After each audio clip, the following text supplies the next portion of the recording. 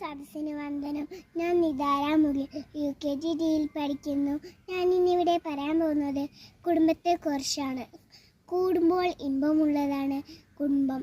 ഭൂമിയുടെ സ്വർഗമാണ് കുടുംബം. അച്ഛനും അമ്മയും ചേച്ചിയും ചേട്ടനും മുത്തശ്ശനും മുത്തശ്ശിയും അടങ്ങുന്നതാണ് കുടുംബം.